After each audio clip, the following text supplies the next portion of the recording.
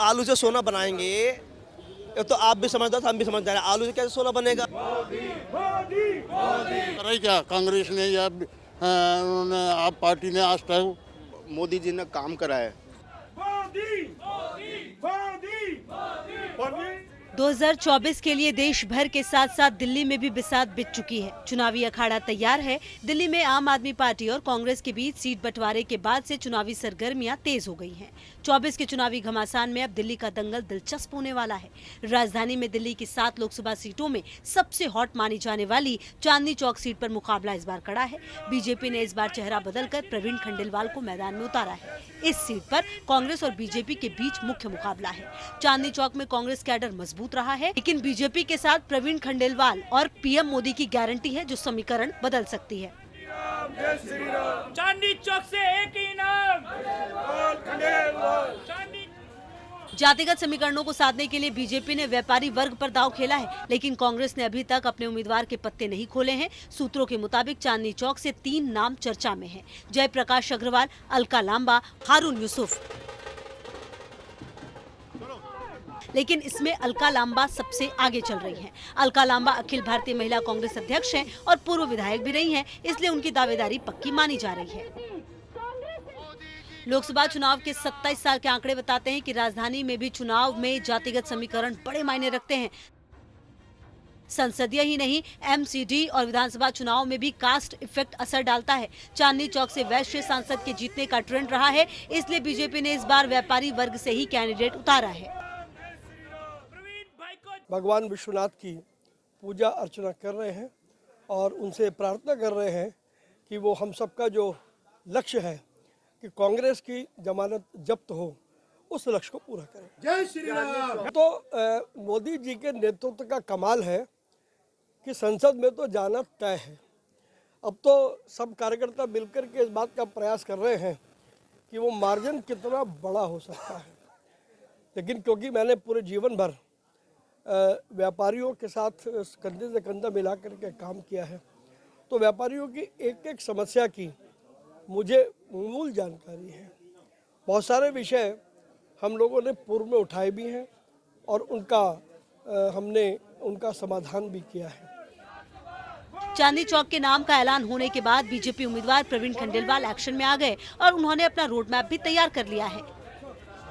मैंने ये तय किया है कि सांसद बनने के बाद मैं किसी भी मकान में नहीं बैठूंगा, मैं किसी बिल्डिंग में नहीं बैठूंगा, मैं किसी कमरे में नहीं बैठूंगा। मैं मेरे स्वर्गीय ताऊ जी श्री सतीश चंद्र खंडेलवाल की तरह पटरी पर मेज लगा करके बैठूंगा और मेरे अस्त्र शस्त्र यानी कि हमारी शेर की मोहर, पैड और लेटर पैड 24 घंटे तैयार है। ना तो कार्यकर्ता और हमारी दूरी होगी, न जनता और हमारी दूरी होगी। उस दूरी को किसी भी हालत में भाजपा कार्यकर्ताओं ने संकल्प लिया है कि वो उस दूरी को रहने नहीं देंगे। चांदनी चौक से प्रवीण खंडेलवाल के उतरने से व्यापारियों को ताकत मिल गई है। व्यापारियों का कहना है एक व्यापारी दूसरे व्यापारी की समस्या समझ सकता है। देखो, व्यापारी जो है बीजेपी को शुरू से वोट देता आया है। हमारा व्यापारी समाज में जीएसटी आने के बाद काफ़ी व्यापारियों को आराम हुआ है, पर इस समय सबसे बड़ा इशू है एमएसएमई। एमएसएमई के अंदर व्यापारी जो है, सारा व्यापारी समाज परेशान है, क्योंकि 15 दिन से लेकर और 45 दिन का जो पीरियड है, 45 दिन में पेमेंट क्लियर करनी है, उसको लेकर व्यापारी समाज में काफ़ी रोष है, गुस्सा है और व्यापारी समाज उससे काफ़ी परेशान है। एक दूसरा मुद्दा हमारा चांदनी चौक का है। वो चांदनी चौक के अंदर जो हमारा लोडिंग अनलोडिंग का इशू है, वो इतना बड़ा इशू है। हमारा यहाँ इतना बड़ा व्यापारी समाज है और स्थिति ये है कि सवेरे 9 बजे से पहले माल आएगा कि रात को 9 बजे के बाद माल आएगा और जाएगा। इतनी डेंसिटी है, इतनी पॉपुलेशन का और ट्रैफिक की इतनी व्यवस्था है। यहाँ सब बंद कर रखा है। पता नहीं दिल्ली सरकार क्या चाहती है हमारे से। सबसे बड़ी जो उपलब्धि है वो भारतीय जनता पार्टी की है कि एक व्यापारी नेता को उन्होंने चांदनी चौक क्षेत्र से उम्मीदवार बनाया है। व्यापारी की परेशानी बहुत अच्छी तरह समझ सकता है, उसको हल करवा सकता है और हमारे बहुत काम का रहेगा। इसलिए हम इस बात से खुश हैं कि नरेंद्र मोदी जी ने ऐसे प्रत्याशी को यहाँ से उतारा है जो व्यापार की समस्याओं को अच्छी तरह समझ सकता है सुलझा सकता है और उसके ऊपर सही निर्णय ले सकता है। रात को हम लोग जिस टाइम दुकान बढ़ा के जाते हैं, सबसे बड़ी जो सुरक्षा का हमारा जो मुद्दा है कि हम लोग सुरक्षित नहीं है।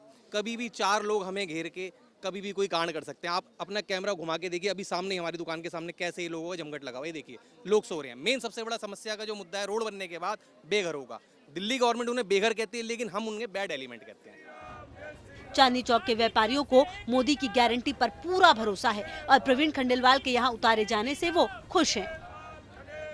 आप लोग जब वोटिंग का जो आप लोगों का पैटर्न होगा, आप लोग सुरक्षा की दृष्टि को भी ध्यान में रखते हो अपना वोटिंग? देखो सर, व्यापारी को क्या चाहिए? व्यापार और सुरक्षा। हम यहाँ व्यापार करने आए, व्यापार करके हम जा रहे हैं, हमें सुरक्षा नहीं होगी तो वो व्यापार हमारा किस काम का? यहाँ व्यापारी भी आता है और ग्राहक भी आता है, दोनों को ही सुरक्षा चाहिए। तो इसलिए हमारा जो मेन जो मैं उनकी दृष्टि डलवाना चाहूँगा वो बैड एलिमेंट पर डलवाना चाहूँगा। क्या लगता है कि वहाँ दूसरे पक्ष से भी उम्मीदें हैं? पिछले 10 साल का मोदी सरकार का कार्यकाल, कुछ कैलकुलेशन हो, कोई रिपोर्ट कार्ड हो, क्या कहते हैं आप? टोटल बीजेपी को वोट जाएगा यहाँ का, टोटल हाँ। लेकिन कार्ड में पूरे बटा पूरे हैं? पूरा सर, यहाँ से कोई भी हो, मोदी जी के फेस वैल्यू के वोट जाएगा, अदर ना कि उसके ऊपर। एक चौथी समस्या में और है सर, यहाँ पे सर हर कटरे में, हर मार्केट में, गली कूचे में सर एक बिजली के तारों का बहुत बड़ा जमघट लगा हुआ है। वो हर बार हादसे का कारण बनता है। जगह जगह सर कुछ टाइम बाद आग लगती रहती है। तो हम चाहते हैं कि इस बिजली के तार का कुछ समाधान हो, इनका अंडरग्राउंड हो या कोई कुछ भी एक प्रपोजल लाके इसको सुधारा जाए। बड़ा जो मोदी जी ने काम करा है हिंदुस्तान और भारत के अंदर, भारत की जो छवि है अंतर्राष्ट्रीय स्तर पे जो बढ़ाई है, और धारा 370 और राम मंदिर का जो मुद्दा है वो बहुत बड़ा मुद्दा था जो मोदी जी ने हल करा है। 24 चुनाव में ये भी आप लोगों के लिए मुद्दा है? ये बहुत बड़ा मुद्दा है और इसको देके बहुत बड़ी संख्या में वोट मिलेगा। और राम मंदिर जो इशू है सबसे बड़ा इशू रहेगा और इसको लेकर हो सकता है 400 पार तो होएगी, इसमें कोई दो राय नहीं है। और लोगों को, हिंदुओं को जगाने का भी काम करा है उसने। विपक्षी पार्टियों के कामकाज को लेकर चांदनी चौक के लोग नाराज दिखे। उन्होंने कांग्रेस से लेकर आम आदमी पार्टी को लपेटा। यहाँ के लोगों में फ्री बीज को लेकर गुस्सा दिखा। प्रवीण खंडेलवाल बहुत पूरी मेजोरिटी से जीतेंगे और कम से कम 75% वोट इनको आएगी। हाँ बिल्कुल, एक बात समझिए, अभी तक तो इनके अपोजिशन वालों के पास कोई कैंडिडेट ही नहीं मिल रहा है यहाँ पे। सीधी बात, तो किसको खड़ा करें किसको नहीं खड़ा करें। और दूसरी बात, आपने अभी बोला केजरीवाल जी ने 1000 रुपये जो लेडीज के लिए तो करे हैं, आप 10 रुपये तो लेके दिखा दो। अभी साल भर का इनका टेन्योर है, अगले साल जनवरी तक का इनका टेन्योर है, 10 रुपये नहीं ले सकता। हमारे सबकी लेडीज हैं, कौन किसको देगा पैसा? ये खाली नोटंकी है और कुछ नहीं है बस। हमारे जो खंडेलवाल साहब यहाँ से खड़े हुए हैं वो व्यापारी आदमी हैं और वो हमारी समस्या समझते हैं और वो हमारी समस्या हद तक पूरी करेंगे उसको। सर व्यापारी तो कांग्रेस में भी तो हैं, व्यापारी आम आदमी पार्टी में भी तो हैं, ब्रजेश गोयल हैं, तमाम लोग हैं। अगर व्यापार का ही मुद्दा है तो फिर उन लोगों को क्यों नहीं आप लोग चुन रहे हैं? क्यों सिर्फ खंडेलवाल जी की तरफ ही जा रहे हैं? क्या कांग्रेस ने या आप पार्टी ने आज तक करा? कई सालों का रिपोर्ट कार्ड है दिमाग में। हाँ जी, पहले कांग्रेस वाले थे, आप वाले थे, हुआ क्या यहाँ पर? आज केजरीवाल जी कह रहे हैं कि हर औरत को हम इतना पैसा देंगे, उसमें तो जो टैक्स पेयर है उनको निकाल दिया, प्लस जिनकी इनकम ठीक है उनको निकाल दिया। लेकिन ये पूछो जितना रुपए का बजट है, इनका बजट कितना है? आज इतना रुपया ये देंगे, इनका बजट जो दिल्ली सरकार का है, यहाँ तक को तो सैलरी नहीं मिलती। एमसीडी के कर्मचारी कहते हैं हमको सैलरी नहीं मिल रही, जो एमसीडी के हॉस्पिटल चल रहे हैं उनको डॉक्टरों को तनख्वाहें नहीं मिल रही। जब इतनी कुछ तकलीफें आ रही हैं तो ये देंगे कहाँ से?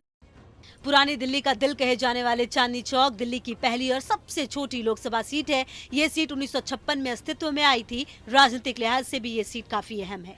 कांग्रेस अब तक यहाँ से 9 बार जीत चुकी है, जबकि बीजेपी ने 4 बार बाजी मारी है। आइए आपको बताते हैं प्रवीण खंडेलवाल हैं कौन, जिन पर बीजेपी ने दांव लगाया है। दरअसल प्रवीण खंडेलवाल दिल्ली के एक व्यवसायी हैं जो confederation of all India traders संगठन के संस्थापक और राष्ट्रीय महासचिव हैं। खंडेलवाल को साल 2017 में जीएसटी पैनल का हिस्सा बनने और 5 जुलाई 2021 को केंद्र सरकार के पैनल के सलाहकार के रूप में open network for digital commerce का सदस्य बनाया गया था। खंडेलवाल ने देश भर में चीनी वस्तुओं के बहिष्कार के लिए भारतीय सामान हमारा गौरव अभियान शुरू किया। प्रवीण खंडेलवाल दिल्ली यूनिवर्सिटी के छात्र रहे हैं। 2024 का चुनाव है, बीजेपी ने अपने उम्मीदवार का ऐलान कर दिया है। तमाम जो व्यापारी हैं, व्यापारियों का एक मुश्त होकर के ये कहना है कि जो उम्मीदवार बीजेपी ने चुना है प्रवीण खंडेलवाल जिनका नाम है, व्यापारी वर्ग के नेता रहे हैं, तो व्यापारियों को उम्मीद है कि कहीं ना कहीं इनकी जो मुश्किलें हैं, इनकी जो परेशानियां हैं, उनसे वो कनेक्टेड फील करेंगे, इनकी परेशानियों को सुलझाएंगे। साथ ही साथ जो केंद्र का जो ऊपर का नेतृत्व है प्रधानमंत्री नरेंद्र मोदी का, उस नेतृत्व को लेकर के लोग बहुत आशान्वित हैं। 10 साल का जो रिपोर्ट कार्ड है उसमें उनको खरा बता रहे हैं और इन्हीं तमाम मुद्दों को लेकर के ये लोग इस आगामी लोकसभा चुनाव में अपने वोट का इस्तेमाल करने जा रहे हैं। वीडियो जर्नलिस्ट विपिन कुमार के साथ मणिदीप शर्मा, न्यूज़ नेशन।